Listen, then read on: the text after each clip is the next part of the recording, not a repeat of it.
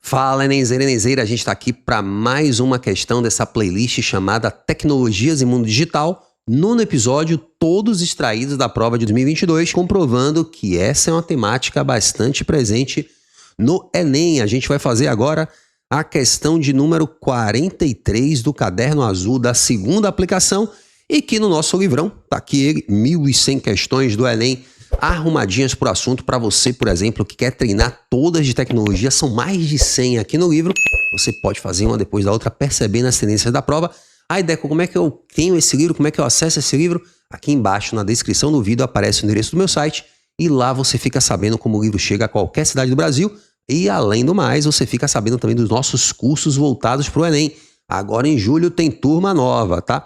E lá no livrão é a questão de número 388, que fica na página 147, tá bom?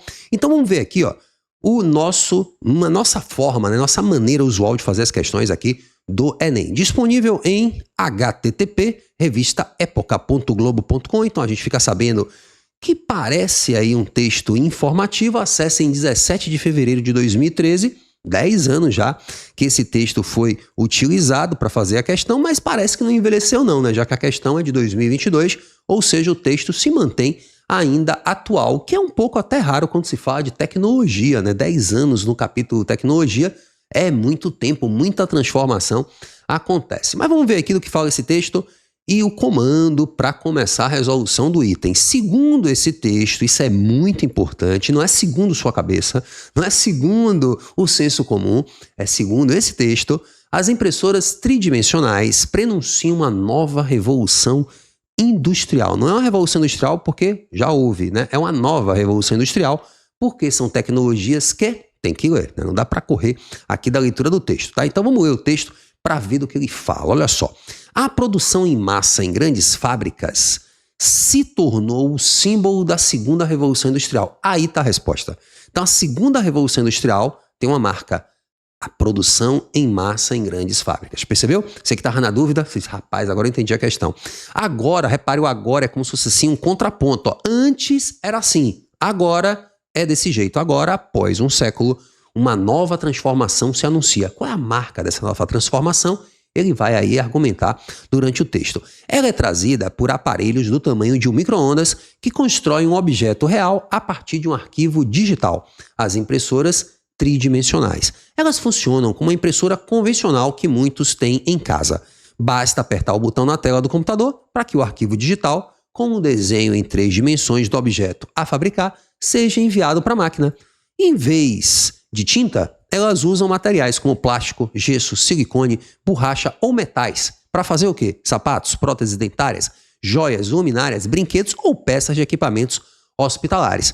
Até há pouco tempo, esses equipamentos custavam centenas de milhares de reais e ficavam restritos às grandes indústrias. Então veja que esses equipamentos que fabricam essas coisas estavam restritos às grandes indústrias e custavam muito caro.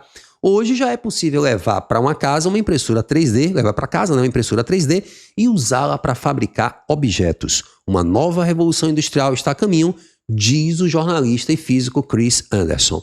Então veja que o texto frisa que as impressoras digitais prenunciam uma nova revolução industrial porque são tecnologias que fazem o quê?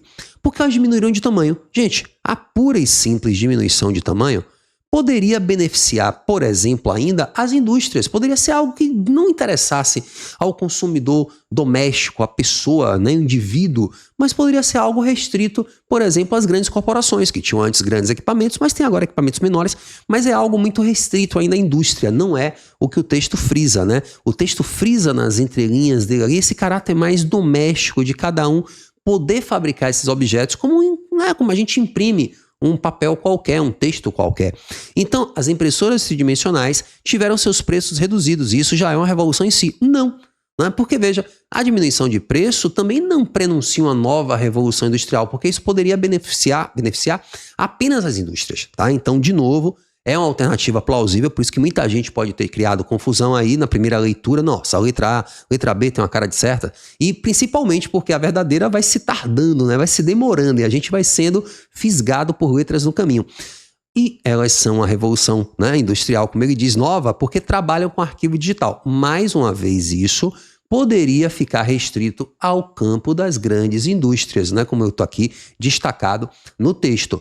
As impressoras digitais prenunciam a nova revolução industrial porque facilitam a confecção de objetos 3D, algo que também estaria restrito ainda às grandes indústrias, mas é uma alternativa muito sedutora. Para mim deveria ser, né? Deve ter sido a mais marcada, porque impressora tridimensional e objetos 3D tá muito sedutor, mas segundo o texto, essa nova revolução vem do caráter doméstico da fabricação, de cada um poder fazer a própria impressão, como se faz, eu já falei antes, com papéis. Então, permitem a individualização da manufatura. Por isso que eu concordo aí com o gabarito do Enem, letra E. Espero que você tenha acertado. Coloca aqui se você não concorda, né, com o Enem, mas enfim, qual foi a sua dúvida e se foi tirada aqui no vídeo, tá bom? E te convido agora também, antes de ir embora, a saber o que é rococó na história da arte. Será que você acertaria uma questão do Enem que trouxesse esse tema? Rococó, portanto, é o meu convite no vídeo que aparece aqui do lado